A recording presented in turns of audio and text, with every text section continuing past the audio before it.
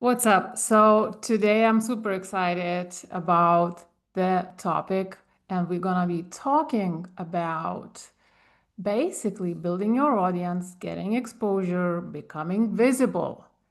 But I bet, or you bet, it's not the way you think about it. It's gonna be super different and super interesting. And my desire is to learn more about it myself and also expose you to it so you know and learn about more leverage for your business and hopefully also bust some beliefs that you might have.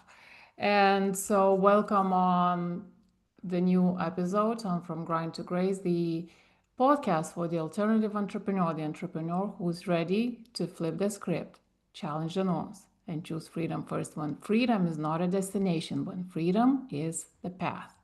Because when you stop grinding for freedom, success tags along for the ride.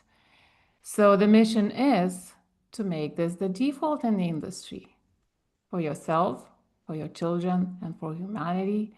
And that's what I talk about on this podcast. And that's what I ask questions about to my guests. And the overarching theme is how to create that freedom in your business before you actually even see that tangible success. Today's special topic, very excited, as I said in the beginning, I have Dina, my guest, and she is actually an expert in PR.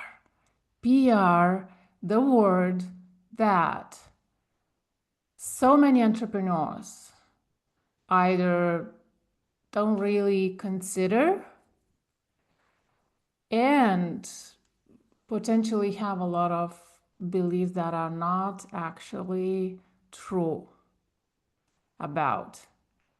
But in my opinion, and this is what we're gonna uncover on this episode, this PR can be a very, very powerful tool for you to create way more freedom as you create your business. So I am delighted to have you here with me, Dina, and chat about this topic that I can't wait to dive into.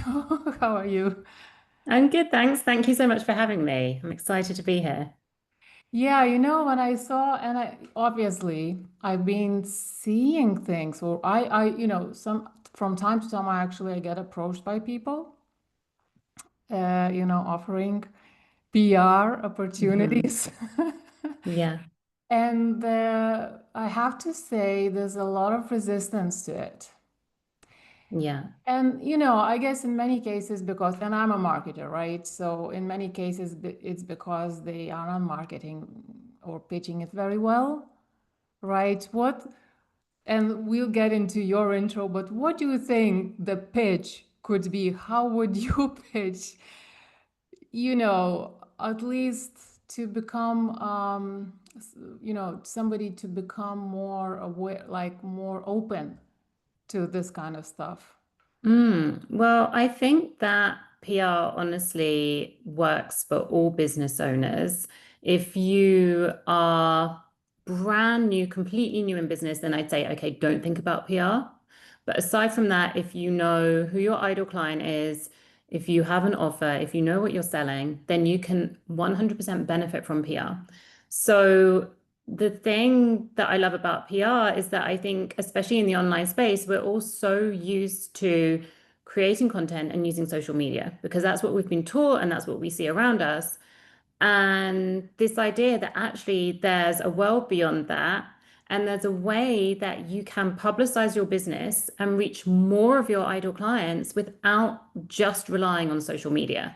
So when we think about PR, it's being featured in newspapers or magazines or blogs or podcasts or radio shows and tapping into ready-made audiences.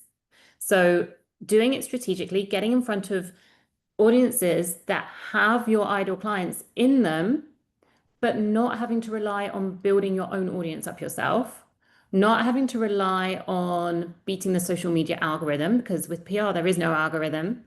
So it's a whole new way to get in front of way more of your ideal clients.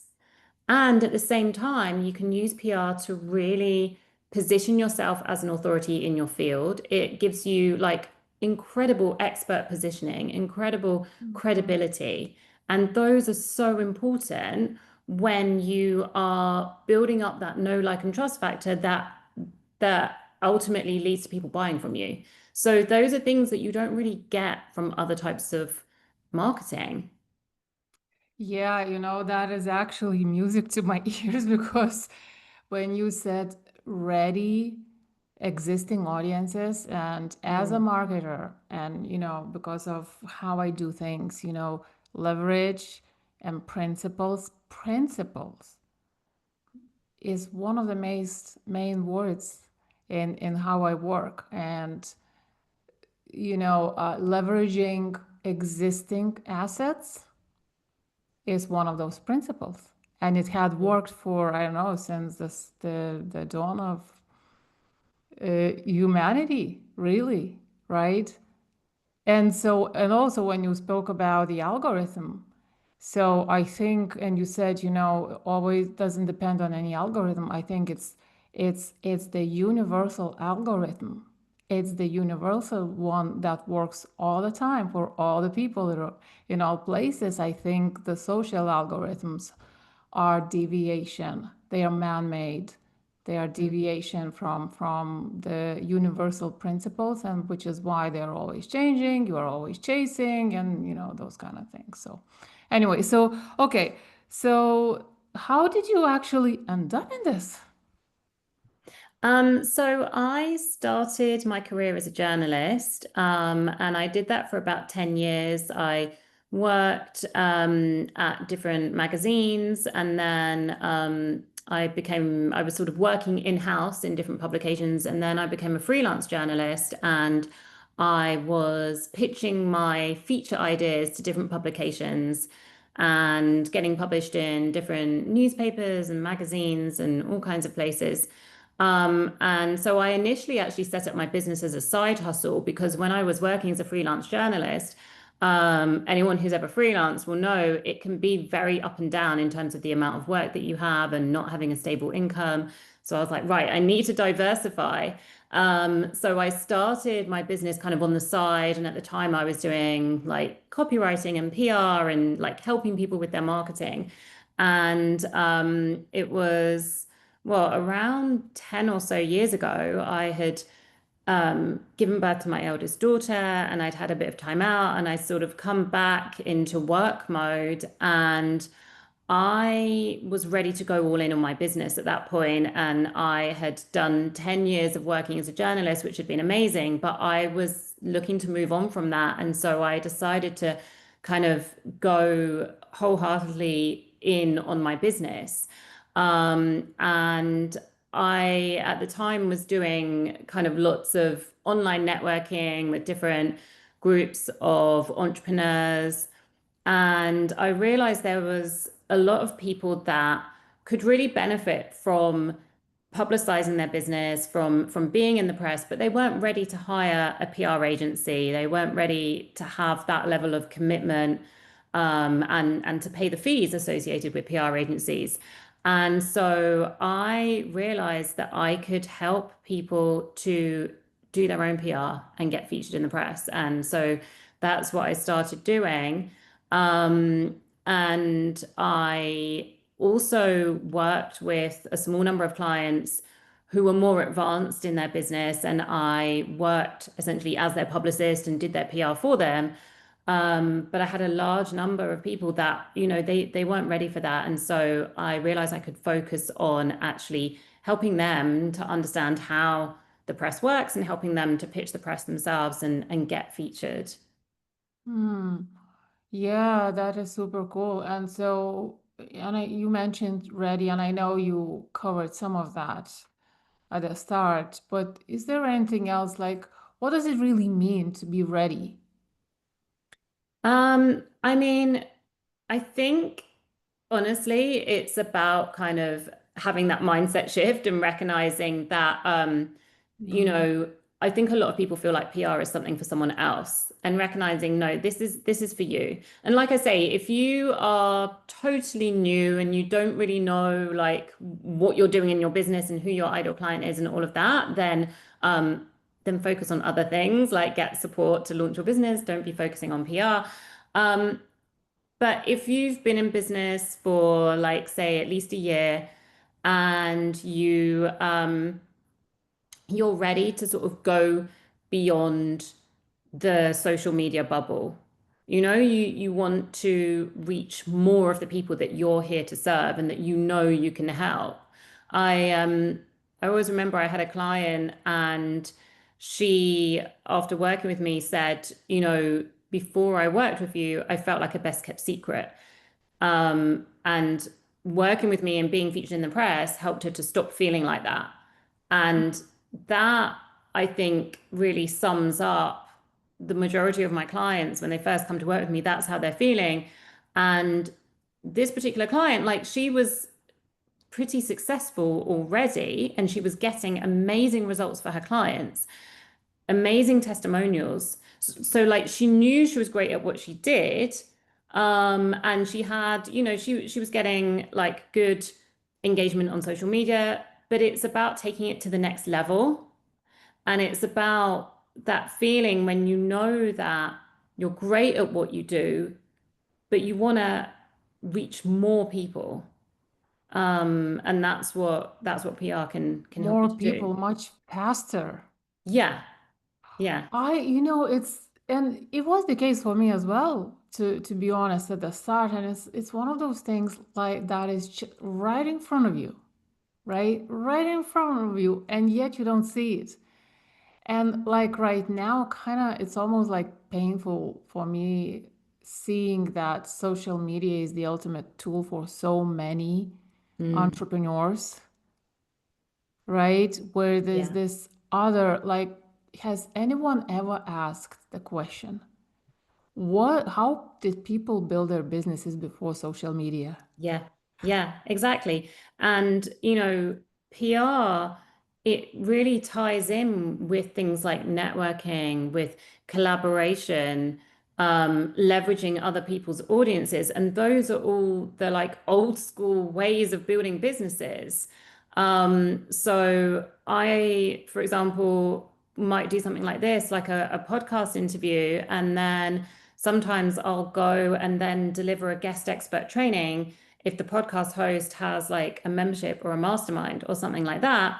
And then I'm building that relationship and collaborating, and that often generates business.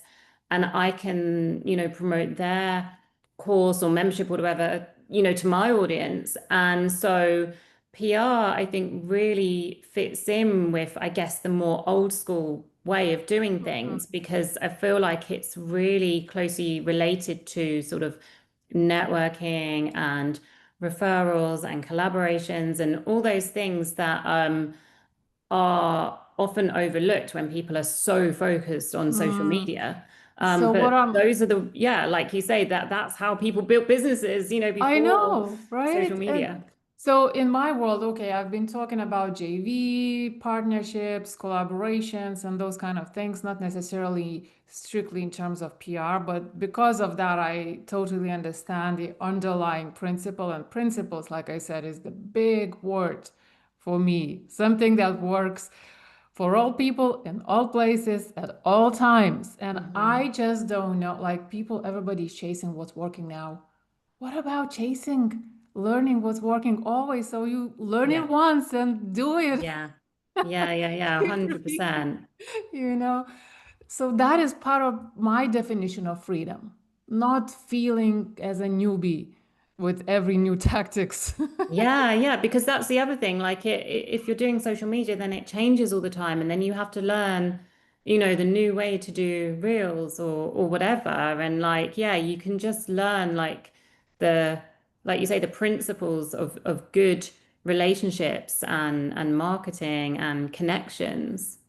And the other thing that I'm hearing from you is that it's not a PR is not a one-off kind of like you do it, something happens, and you move on. No, I think there are beautiful side effects like networking, like permanently expanding your network and relationships and even the mindset shift probably that happens, right? Can you talk Yeah. about the mindset shift a little bit? What happens for people? How they start functioning in general? Yeah. So, first of all, you're absolutely right. PR isn't like a one-off thing. And I think if anyone's ever attempted PR before, maybe you've like been on a podcast or you've written a guest article, if you've done it once and then you're like, oh, well, I did that and nothing really happened, like that's where you're going wrong. Because actually, when you do it as an ongoing thing in your business, then you start to build up the momentum. And I have clients that have this like publicity snowball effect where they'll have one piece of coverage and then a journalist sees that and reaches out and a radio producer sees that and it snowballs and it leads to other things. But that's only going to happen if you're putting yourself out there enough, to enable it to happen. So that's the first thing. It's not a one-off thing and it can lead to so many other opportunities. It can open so many doors. But yeah, the mindset shift. I mean, I went through this myself. So I was at a point when I first started my business where I'm more of a natural introvert. And so it never felt natural to me to kind of put myself out there and be in the spotlight and shout about what I did and all of that kind of stuff. And that really held me back at first in my business. And I was really playing small. And a lot of that was to do with my mindset. And I found myself in a position where I I didn't have enough work. I wasn't charging enough. And then I started taking on bits and pieces of work from non-ideal clients and basically was in this cycle of feeling like overworked but underpaid. And it it was not a good place to be. And I felt so frustrated because I knew I had so much more to give. But I had this mindset shift. I was working with a coach at the time who said something along the lines of what tools do you have at your disposal that you're not using? And it was this light bulb moment because I was helping clients to get PR and to get visible. And I still had this belief, oh, but it's for them. It's not for me. Mm-hmm. And I was like, oh my God, I know how to do PR. I know how powerful PR is, and I'm not doing it for myself. And that was a massive mindset shift to actually, first of all, see myself as an expert and feel like good enough and confident enough in myself to be able to put myself out there. And then to actually do it, to start to get visible. And so when I did that and started to see myself as an expert, put myself out there, got visible, I got featured myself in places like Forbes and Entrepreneur magazine and BBC Radio and things like that. And that was the biggest game changer for me in my business. And I then got hired by industry leaders because they viewed me as an expert, because I was viewing myself as an expert, and they hired me to do their PR. They then referred me to their peers and their colleagues. And I got fully booked as a publicist, and was able to, hit six figures in my business. And it all started with the mindset shift. And it's knowing that, recognizing that, yes, I'm an expert, recognizing that Mm-hmm. I get to have this publicity that other people are having as well. And it's okay to put yourself out there, even if you feel like an introvert. That's the other thing. You can do it in a way that feels aligned. Yeah, you touched on something very important, something I was going to ask you anyway. I am sure so many people, including me back in the day, and even now, well, I mean, it's not like I have zero resistance, but so many people are asking themselves, who am I? Who am I to be in this magazine? Who am Mm, I to be on the radio?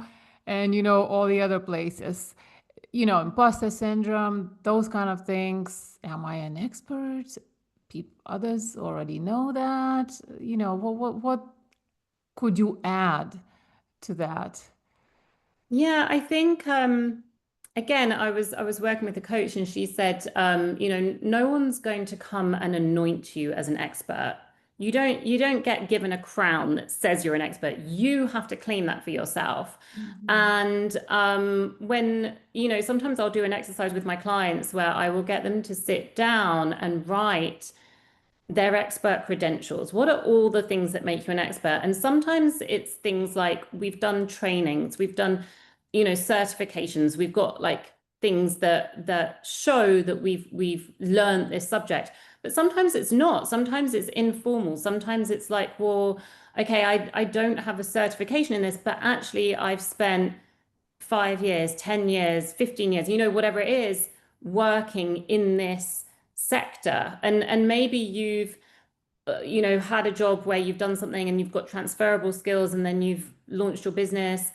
There are so many things that make you an expert, and there are so many um, different, you know, experiences that you've had and things that you've done, and different things that you've accomplished. And I think actually sitting down and writing that down on a piece of paper and just seeing it in black and white can be really, really helpful. Just to remind you, well, what it is that makes you an expert, because you don't need to be, there's always other experts out there. There's like a million other people out there doing PR. It doesn't matter, there's always, you don't need to be the leading expert in the world. You just get to know that you're an expert in your subject.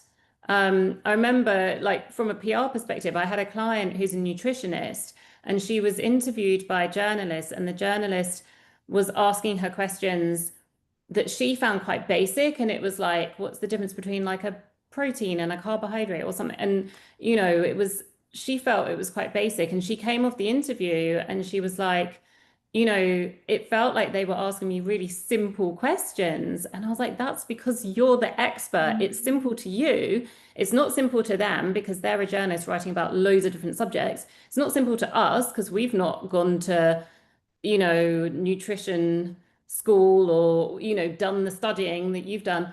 Um, and often we don't realize, we have this expertise and it maybe comes easy to us, but it doesn't to other people. And if you have knowledge and insight about a subject that the average person on the street doesn't have, then, you are an expert. You have genuine expertise.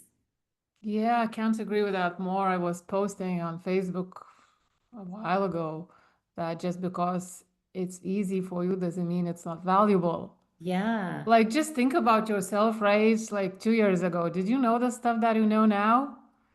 Yeah. Yeah. Exactly. Exactly. And also your own story as well. It makes everything so valid straight away when you just think from about everything through your own story, what you overcame, the challenges you dealt with, all the things that you've tried and what you found and discovered and how you got out of it. Yeah, totally. So the other thing I guess, and this is my understanding in the world that I've been in about PR and what I'm seeing, maybe little comments or feedback from people probably who don't know enough about PR. But one opinion is sometimes that it's not targeted enough.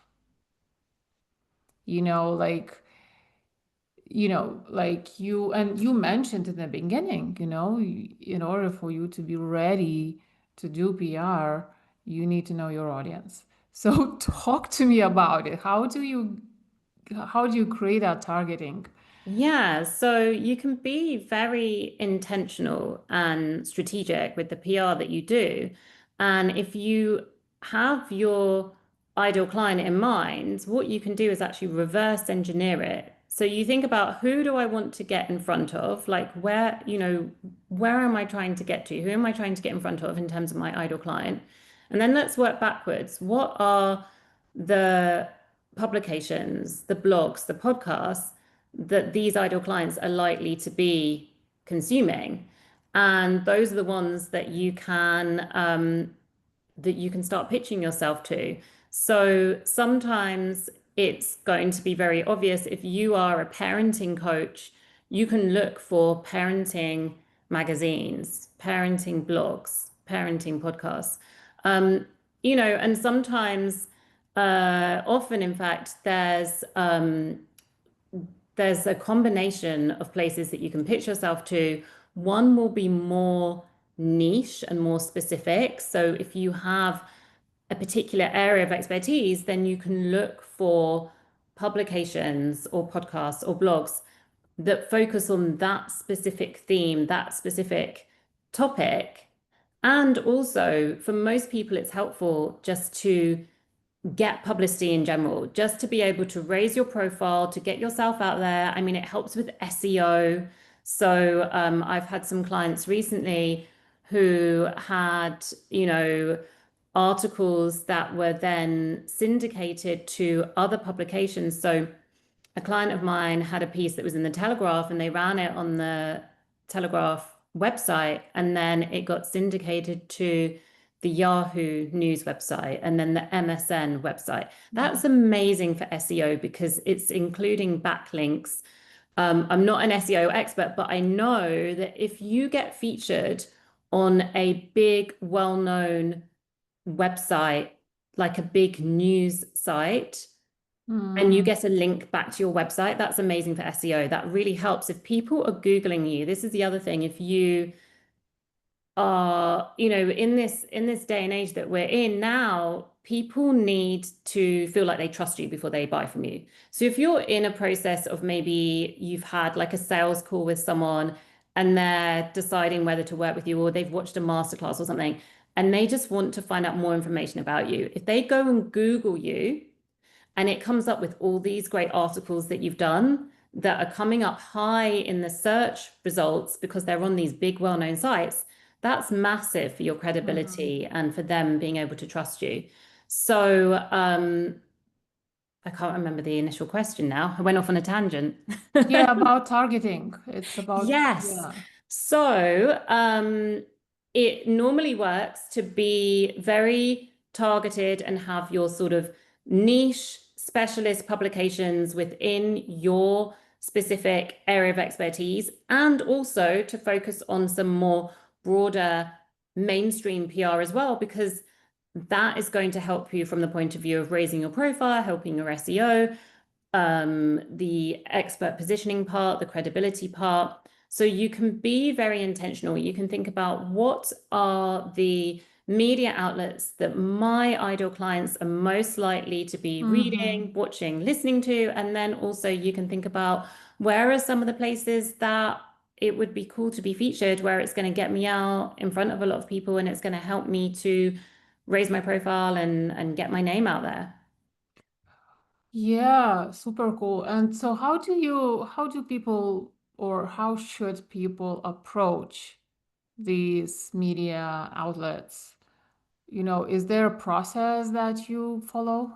Yeah. So that's what I help my clients with. And it's about showing the journalist or the podcast host or the TV producer, whoever it is, it's about showing them, what value could you share with their audience? Because ultimately, they want something really valuable for their listeners, their viewers, their readers.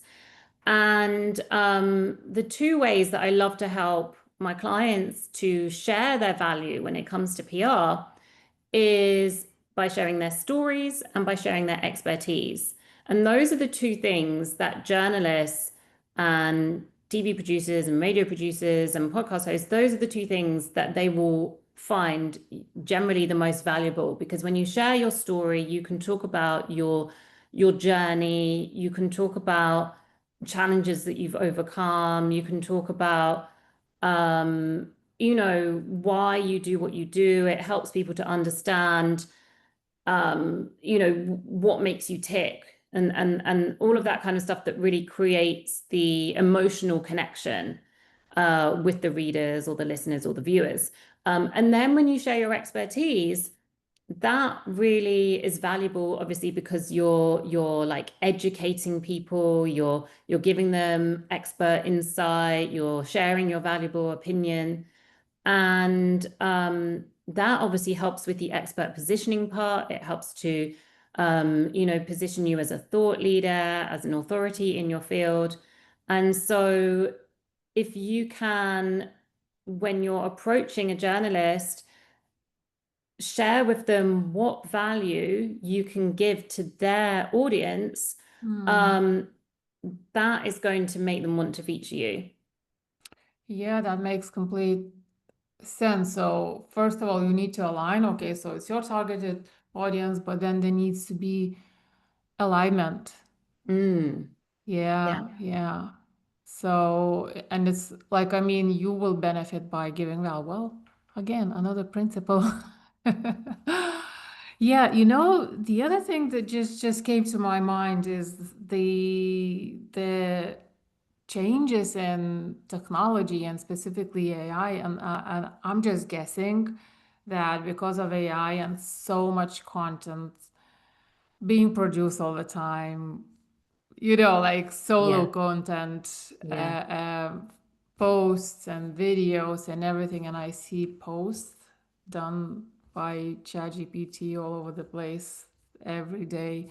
yeah. It's very easy to recognize there are certain So easy indications. to recognize. Yeah, it's one of my pet peeves is just seeing something where, by all means, use ChatGPT. It's amazing, but you've got to like rewrite it into your own words because otherwise Yeah. it stands out so much. But anyway, And that's just like a little so rant of mine. And so then in this, even the, in this context, I think things like, JV partnerships, collaboration, networking, PR, all sorts of live, real life exposure, Yeah. I think is becoming so much more important yet again. Yeah, yeah, It's it like, makes you stand out. I think this is the thing with ChatGPT, everyone's blending in, everyone's sounding the same. And then if you have something like, I mean, I had a client who is in my PR membership, and she had a mention in Forbes a couple of months ago. And she posted that on her Facebook when the article came out, and she got about 100 comments from people because you don't see that every day. It's exciting, it's different. That makes you stand out. And I think, yeah, like with ChatGPT, there is just so much of the same content out there. So you want something that's going to make you stand out. And when you can share an article or an interview or something you've done, that gets people's attention. Like people get really excited. and also, right? So posting content and creating your audience and creating the trust and authority day by day is such a slow process as opposed to invoking yet another principle, borrowed authority, when you Yeah, get in front of their audience beside their loved leader and yeah. figure. Yeah, so you get that instant authority. Yeah, yeah, which is so powerful because it's almost like it's a subconscious thing that we do, don't we? When Yeah. we see, oh, that person's associated with this brand or this name, subconsciously we're like, oh, okay, they must know something about, their subject. They must be, there's a reason why. With PR, we call it third party endorsement. Like you're Hmm. being endorsed by Okay. a third party. That is so Yeah. much more powerful than us just saying how great our business is. Like when it's someone outside of the business and it's like a well-respected name as well, it's super powerful. Yeah, very love that stuff. I just love that stuff. Yeah. Do you have any like beautiful, exciting stories of people around you or your clients where they maybe had an amazing breakthrough doing Yeah, peer? Yeah. so yeah, I think with PR, it's interesting because you'll have results that are very intangible. So, one of my clients, she had a piece recently that she's in Wales, and the article was in a big Welsh newspaper, but then it got picked up by these other newspapers, and then she was in the Daily Express, and then it went on to MSN, and it went on all these different websites. And she can now well, she's put on her website, as featured in, and she's got this long strip of logos.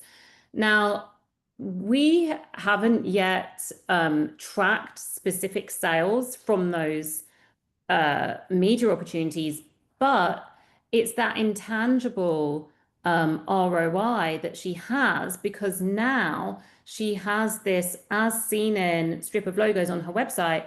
And so when she has people that are new to her Mhm. world and they're landing on her website and they're like, oh, wow, she's been featured in all these places, that could be the thing that makes them go from prospective client to client because they're like, oh, okay, she knows her stuff, I can trust her. So it's interesting with PR because you have things like that, and it's like you can't necessarily directly track it, but you know that it's working for you and it's helping your business. But then you do have, I have clients where we can see, for example, one of my clients, ex-client of mine, is a hypnotherapist, and she had a piece in a regional newspaper in Scotland where she was based.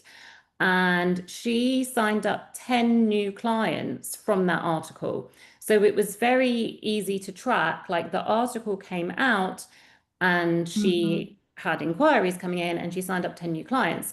So sometimes it will be like those kind of quick wins. I had another client and she did a first person essay for an online publication. And she's a relationship coach. She works with millennial women. And this was a publication aimed at millennial women. And the article was kind of her, it was a first person essay. So it was very, real and her sort of sharing her personal story, but also then it went into her expertise as well. And she gained 1,500 new leads from that one article. Now that's not something that happens every time you're in the press. Like it's not going to happen every single time, but you can get these results sometimes when the publication is really aligned. So for her, that was the perfect publication. Their audience was a perfect match for her ideal client. The subject was aligned. She was talking about a subject that was, really of interest to them. And it just everything aligned. It just all aligned and it worked really well. So that's always exciting when you can track directly these Mhm. leads have come in from this article, these sales have come in from this article. I had a lady who signed up to work with me that had heard me being interviewed on a podcast, and she said, I was in the car, I was listening to the podcast, and I thought, oh my God, I need to speak to this woman. And she booked in a call and she signed up for it was a high ticket mastermind that I was running at the time. And she signed up for it directly on the call.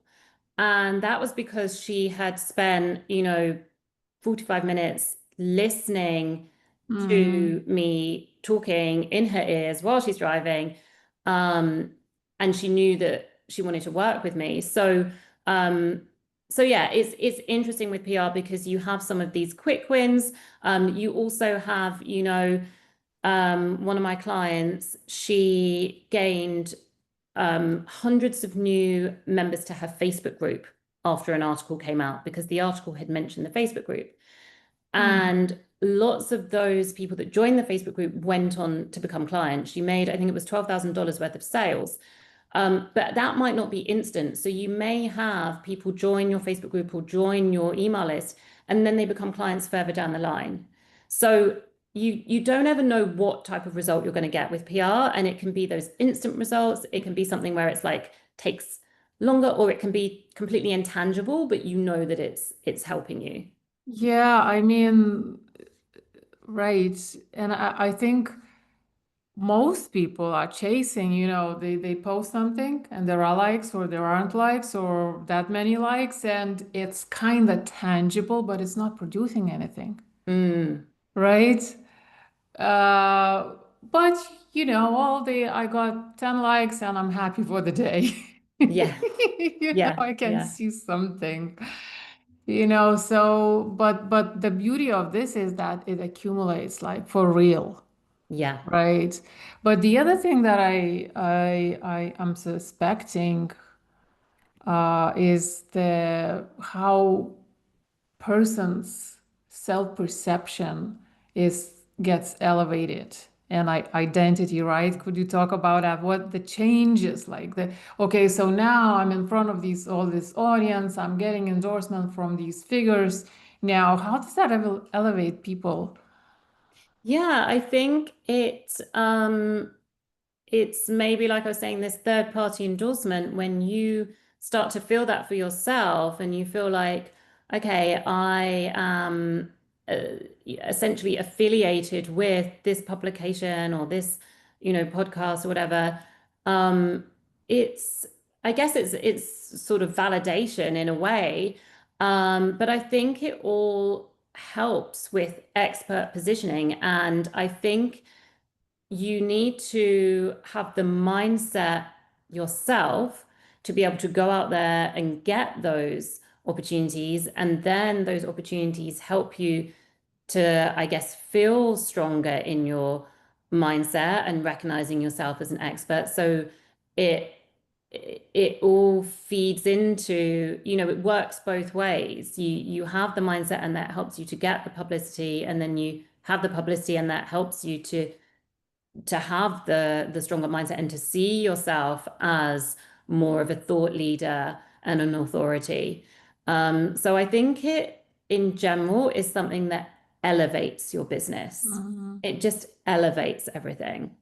Yeah, and I'm guessing that a lot of people, I might be wrong uh, about PR, but I'm guessing that a lot of people, when they think about getting out there and getting on other publications and podcasts, they're thinking about the likes of Tony Robbins straight away, or some big, big names. But it doesn't have to be that way, No, not at all. right? And like, realistically, we're probably not going to be on Tony Robbins' podcast. Right. Um, and you don't need to be. And I think that Exactly. actually you can be on a smaller podcast and they can have more of a loyal following because that podcast host has shown up every single week and put out episodes and gained a loyal base of people listening. Yeah. And often you can start smaller and then use those opportunities to help you to land bigger opportunities as well. So maybe you start with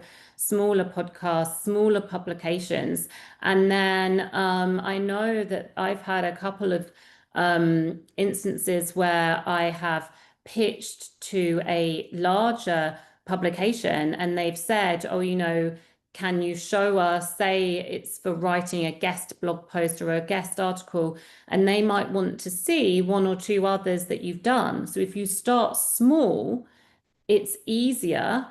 You get that experience that gives you something that you can then share to help you to land the bigger opportunities. And it helps to build up your confidence because then you've gone through the process of being interviewed or writing an article. So you don't need to make it overwhelming. You don't need to go for really out of reach, media outlets. You can definitely start, meet yourself where you are and kind of work up.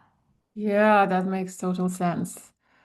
Absolutely amazing. So if somebody is interested in something like this, right, and she's like in a place where she needs a breakthrough, or change something, and maybe they're trying to build an audience and becoming visible, what could be a small shift they could make in that direction today? I think first of all, just making that mindset shift of saying this is available for me as well. This doesn't have to Mhm. be something that's just for other people. Like I get to have this as well. I can be interviewed on podcasts, I can be featured in magazines. Like anyone, can do that. And then in terms of like practical steps, I think just start by thinking about, well, who do you want to get in front of?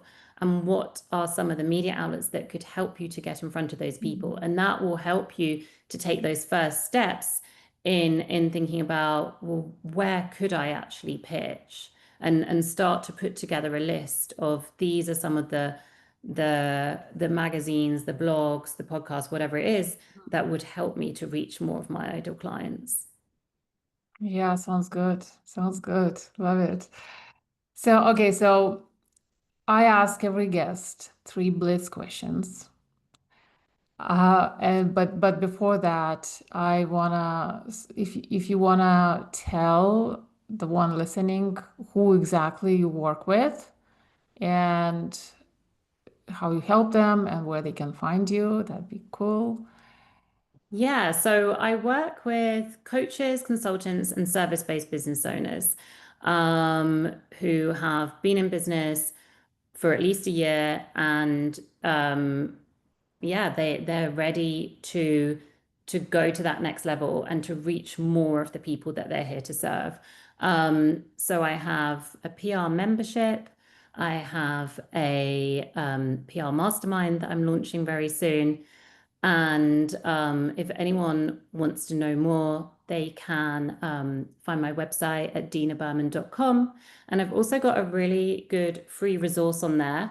It's a PR checklist, and that will take you through the process of how to get started with PR.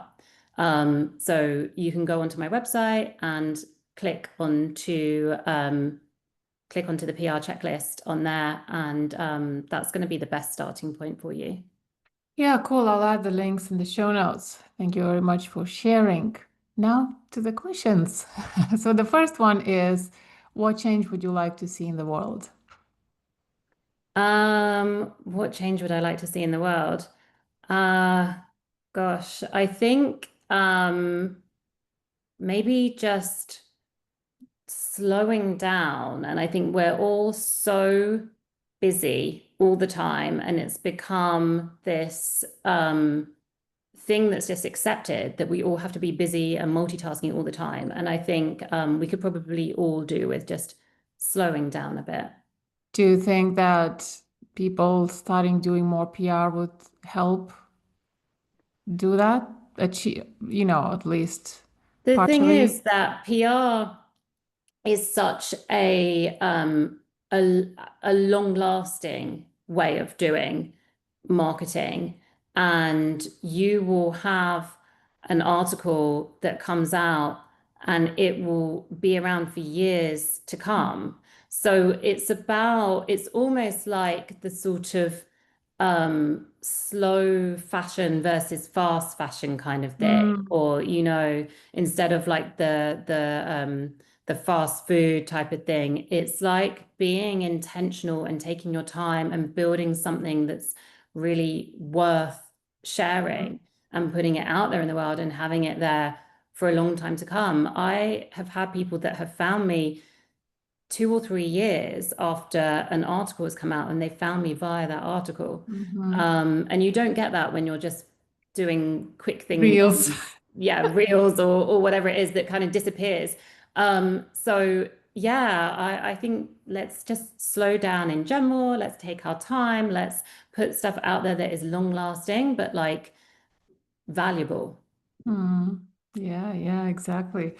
Okay, so the next one is, what legacy would you personally like to leave? I think with the work that I do, it's all about helping people to be seen and heard. And so I think I want my legacy to be helping people to have a voice and helping them to share their message with the people that need to hear it. Because, I know so many people, entrepreneurs, who are like, I don't watch the news. And I get that because, like, who wants to see like all the negativity in the world? However, PR is such a powerful tool.